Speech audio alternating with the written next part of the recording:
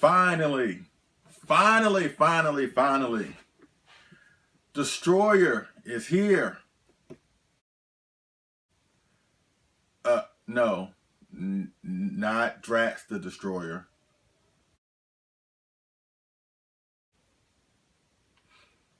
No, not the Star Wars Destroyer.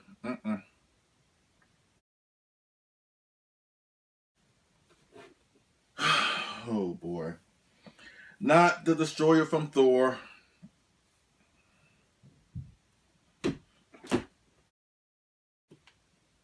No, not a Destroyer battleship.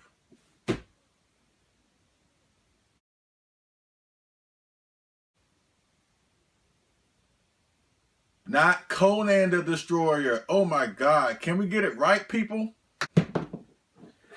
Yes. Finally. Yes. This is the Destroyer I was talking about. Yes. All right. Okay, roll it. Roll the credits. Let's go. Yeah! Are y'all ready? What? Yeah! Y'all ready to play some football? Just got big D. Let's go! If you want it, you can get it. Let me know. What's going on, people? LP2000 right back at you with another figure review. And yes, today I'm doing one of the most anticipated figures of the year from X Plus. The 25cm Toho Large Monster Series Destroyer from the great film from the Godzilla Heisei film series, Godzilla vs. Destroyer. And this is the figure right here, but you know how we do things around here, so let's just get into the box before we get into this massively, awesomely detailed, sculpted, and painted figure. So let's put him down here, and let's bring up the box. This is the box. It's a big box. They went with the gigantic series in a way with this box. We have the silhouette of the creature at the front, figure on the front. I believe it's Toho Large Monster Series Destroyer. That's his name in Japanese. X Plus Garage Toy. Blah, blah, blah, blah, blah. And inside is foam, in case you can see. So they, like I said, they did the gigantic series route with this box. They encased the figure in styrofoam to prevent it from breaking, and which it worked for most cases. I will get into that in a few seconds. But yes, this is the box. It's a really big box with your stand-up legal jargon on the back. And that's pretty much it with the box. So let's get into why the box is so big and so carefully packaged in the first place. Destroyer. Awesome, amazing, spectacular. So many wonderful adjectives to describe this figure, but I know we don't have all day to spend with it, but it's really is an awesome piece. I'm so glad I picked it up. I'm so glad I got it. I'm so glad that they actually brought it out to the market. So let me just go into a little backstory, because it's kind of an elongated backstory when it came to Destroyer. As y'all well know, from X Plus, you know, they have an impressive roster of monsters that they have brought to us from every Godzilla era, even Ultraman and Gamera, the whole 9 yards. But as we all know, the Heisei and the Millennium series, as far as like Godzilla allies and foes, are very underrepresented. So, for me personally, I wanted out of all the monsters that I wanted to see X Plus bring to us was really a Destroyer. I had really high hopes when they brought Space Godzilla to us a couple years ago, 2013. But in my mind, I kept on saying, wow, what would happen if they actually brought us a Destroyer? And I was really concerned because Destroyer is really a complicated monster to make, to sculpt, to build on a massive scale. I fully understood that, and I was wondering how could they pull it off, but they did. They really did pull it off. So this year, 2015, out of nowhere, I think it was around May, we got a prototype picture of a Destroyer. It wasn't painted, it was just a prototype sculpt of the figure. So we knew that was coming from X Plus. Mind you, we didn't hear anything else for a couple months, because after we saw that, or at least after I saw that, I was really waiting and just on the edge of my seat every month or every first of the month where S Plus announced new stuff. I was always looking for the Destroyer, any kind of announcement for us Destroyer. We really didn't get anything. Then fast forward a couple months later, they announced they were going to bring to us a 25 centimeter burning Godzilla to go with this Destroyer. So that was confirmation of sorts that Destroyer was coming. We just didn't know when. Then a couple months later, out of nowhere, around I think it was like late September, early October, out of nowhere one day they just announced that Destroyer was coming. They showed us, they showed the figure painted and everything, when we could pre-order, when it was going to be released, when it was going to hit us in the United States, yada yada yada. And they came through. They came through. And one of the things that I was also concerned with, they announced a 25 centimeter Legion from Gamma versus Legion to go with the 25 centimeter Gamma 96 figure that they put out. They did it at one of the shows. I think it was like a Wonderfest show, like in July or something like that, right? Well, anyways, on the table, it had a picture of the 25 centimeter burning Godzilla, the gigantic series, Red Boy, Godzilla 2000, and the prototype sculpt figure of Legion. It wasn't painted nothing like that, but on the card it said it had the date of like December 2015, which led me to believe that they were going to try to put out Legion this year. But even I know, as wonderful as X Plus is for bringing out figures or whatever, I knew them trying to bring out Legion and something like Destroyer all within the same year would be kind of impossible to do. So I figured it had to be one or the other one, because I couldn't see X Plus bringing out two big, basically complicated figures like this to us all within the same year, at least towards the tail end of this year. But personally, out of the two, I wanted to see Destroyer first, and lo and behold, we got it. And it's just an awesome figure. It's one of those figures that I'm really left speechless by it. The detail that they put in this thing, mind you, this is the adult Destroyer. This is the standard. The Red Boy came with a small little aggregate or crab version of Destroyer, the mini version of Destroyer that, you know, like like a Destroyer soldier that were merged together to form this Destroyer, or at least the flying version of Destroyer. So this is the adult Destroyer standard. And I'm happy with it. It really is. It's just one of those figures that's beyond words to even describe. The detail they put into the overall sculpt, the coloring, the wings, the horn here, the eyes, the teeth, the claws. It's just one of those figures that really, you can't really describe it. You have to really just see it in person. Just looking at it, looking at this, really, looking at that really just, it really speaks for itself. And it's just one of those figures that I believe is a must-have, kind of like the Biollante, or any gigantic series figure. Really, it's just like a must-have for anybody that's a fan of Godzilla. Even if you don't like Godzilla vs. Destroyer, if you don't care too much for the movie or whatever, this is really a highly impressive figure and really shows just what wonders X Plus can do. And it really just it's a wonderful reminder of why we are all X Plus fans in the first place. They've been really doing good this year as far as like figures they brought out to us with the tremendous sculpts and details, with the Destroyer, with the gigantic series, Godzilla 2000, the Godzilla 2014, the Sakai Godzilla 1991. They have just really done it up big this year, no pun intended. They really have done a good job, and wow, this is just an amazing piece. You have the Destroyer here in his standard pose with his claws out and everything, and his tail is kind of big and curvature going out towards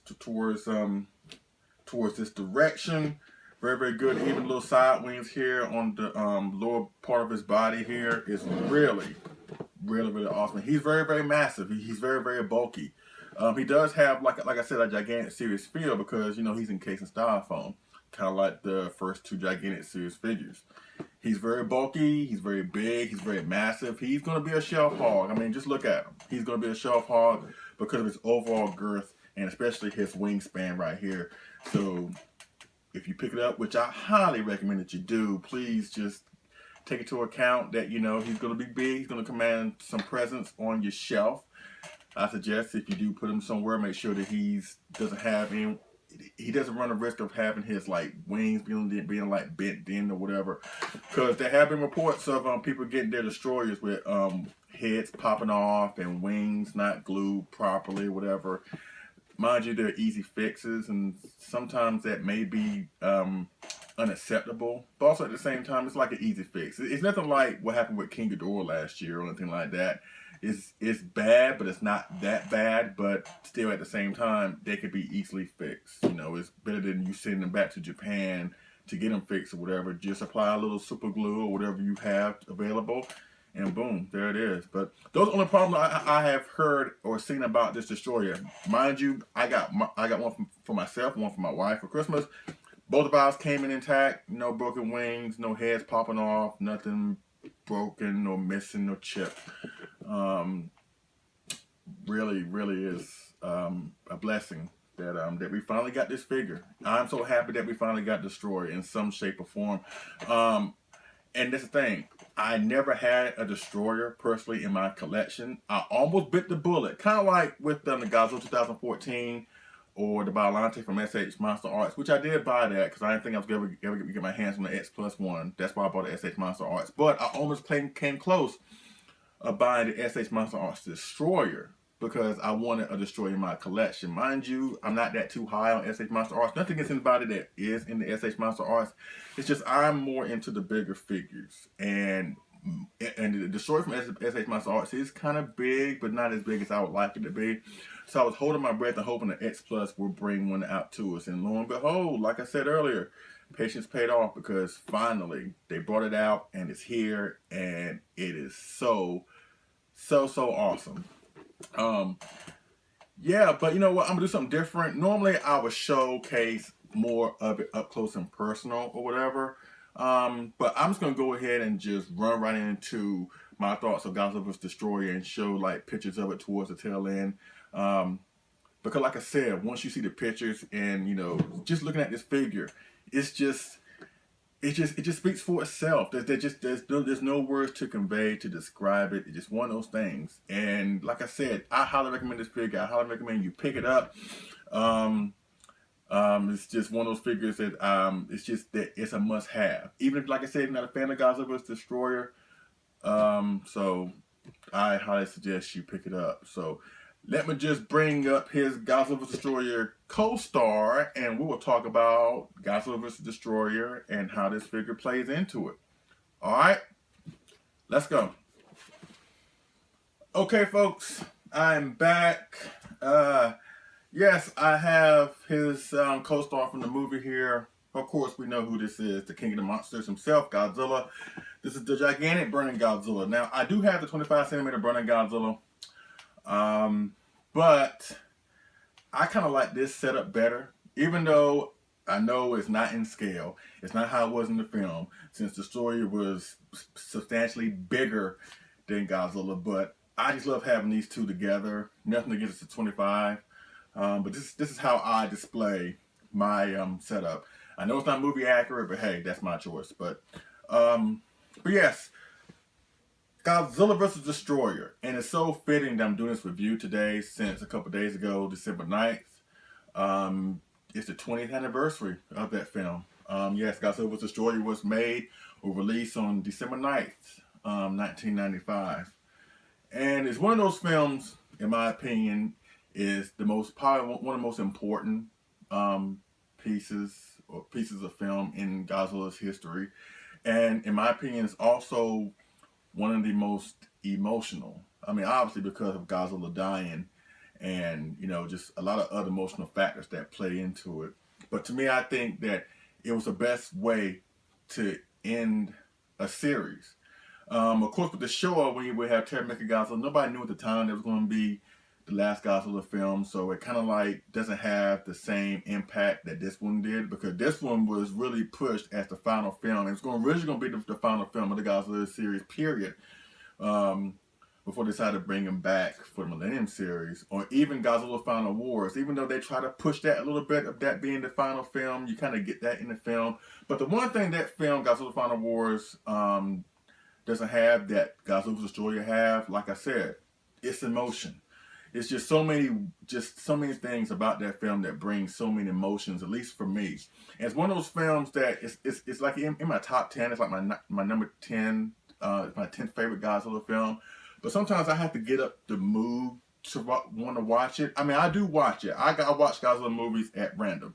But there are times I have to get up the nerve to watch this, because seeing Godzilla die or see him throughout the film, because basically when you see him throughout the film, with him thrashing about with his orange patches all over his body or whatever, he's basically dying. Every time we see Godzilla on the screen, he's dying. So that's kind of like a hard pill to swallow right there. And also, you have the whole storyline with Miki Sagusa, and you kind of feel for her as well, how she really feels for Godzilla, and even more so Godzilla Jr., which is a culmination from her character from Godzilla vs. Biollante, how she was basically just like a psychic bond. She had a psychic bond with Godzilla. She had no more emotional attachments, more than that whatsoever. But then to have it come full circle in this film, where she feels for the creature, and she basically feels how us, the audience, every Godzilla fan feels when it comes to Godzilla. We don't want to see him die. We really do feel for him. And the fact, Godzilla Jr. gets killed by Destroyer. You have the tie-in with the original 1954 film. It's just so many great emotional things about the film, on the screen and off screen. For the simple fact that, behind the scenes, this was Akira Ifukube's last Godzilla film that he ever scored. My favorite Godzilla soundtrack composer. It's the last film he ever scored. You also feel for Kenpachiro Satsuma, who played Godzilla. It was kind of hard. Even his performance as Godzilla, he just brings a lot of emotion, his performance, with Godzilla being in pain, the agony, the heart-wrenching, it's just, and I really feel for him, because for him, I saw some behind-the-scenes footage where he had to have like an oxygen tank. He was breathing inside the oxygen tank, because to simulate the fire elements and the suit smoking, he had to breathe through the oxygen tank so he wouldn't succumb to the fumes. So to have all that on him, and to put the Godzilla suit over that, really, you have to give the man a lot of credit for that. And like I said, it's just an emotional ride. You feel for Godzilla when he finally sees Godzilla Jr. for the first time, because basically that's the whole point of the film. He's trying to catch up to Godzilla Jr.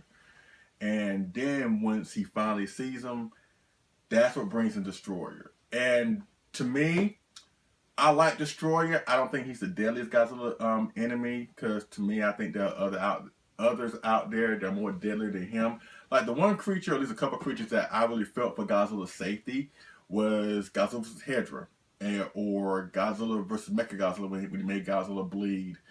Or Godzilla vs. Mechagodzilla 1992 when he crippled Godzilla, or Space Godzilla. But in this film, I can't really get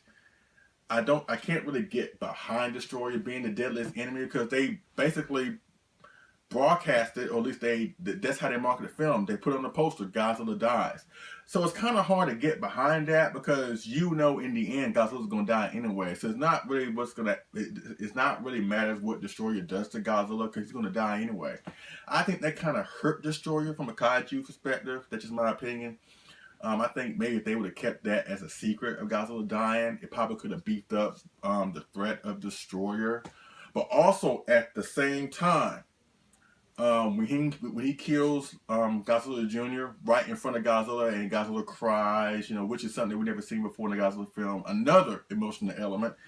Destroyer comes back to the airport and squares off against Godzilla, and basically gives Godzilla another reason to fight. Because normally when Godzilla fights, he's either protecting himself, or either a monster attacked him first, or he's protecting the earth, or whatever. This time it's different. You basically killed his family, so that's why he's extremely pissed off. And so you really get behind Godzilla, and you really get behind Destroyer. You really want to see Godzilla take out Destroyer. And it was a wonderful battle. It was a nice battle. Even though Godzilla didn't really get the final blow on Destroyer, he did provide brunt of the attacks. He did cause most of the damage.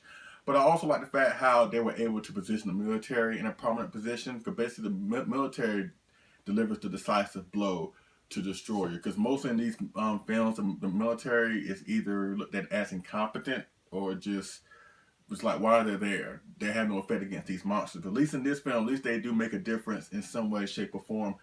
And then, you know, the whole scene where Godzilla dies with the majestic Akira Ifukube's soundtrack in the back of him dying with just no sound effects, just the music and him seeing him melt away is really, really, really, really heart-wrenching and really, really heartbreaking to watch. And then at the very, very end, where we see Godzilla Jr. basically mutate into a bigger Godzilla now, he takes on the title of Godzilla and it ends right there. Kind of like an open ending. Basically what that ending says to me, that Godzilla's going to be around in some way, shape, or form. He may die, but at some point he will always come back. He will always be around.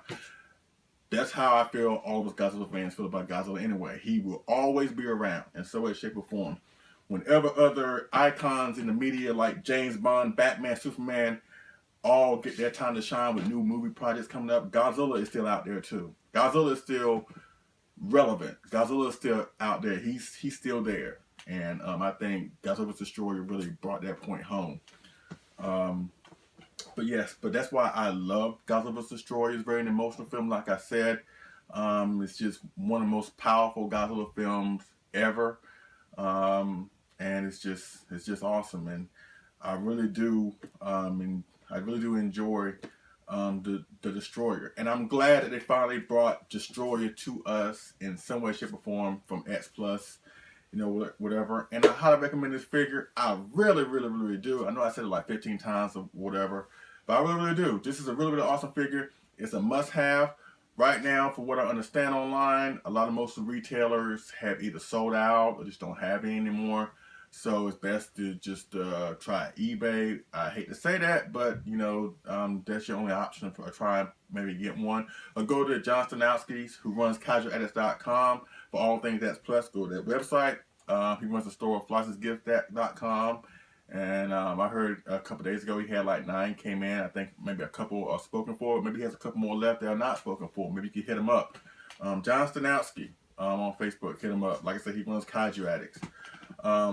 But yeah, that concludes my review of the X Plus 45cm Toho Large Monster Series of Destroyer from the great, epic, iconic film that ended the Heisei series, Godzilla vs. Destroyer. If you have any questions, holler at me down in the comment section or hit me up on Facebook, Bill Mark Calloway. We'll definitely go from there. Check out the Facebook groups about to mention. Toho Nation, Toho Kaiju Union, the X Plus Collectors Facebook group, the Godzilla Collectors Facebook group, Sci-Fi Labyrinth, and Toy Explosion, Japanese toy and figure services.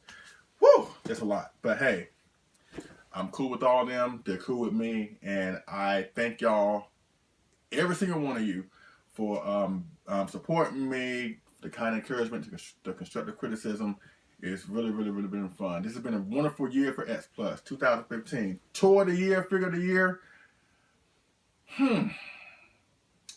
I would say so. It just depends on your perspective. But then again, there have been a lot of figures that could be considered figure of the year from X Plus. The Sakai 91, Godzilla 2014, Mothra 1964, the Gigan 1972 Rick, the Biollante set Rick, you know, whatever. The Gigantic series, Godzilla 2000.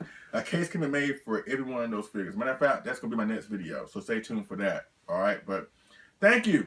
Thank y'all for watching. I really do appreciate it. And I will see y'all again in the next figure and move review. All right? Y'all take it easy.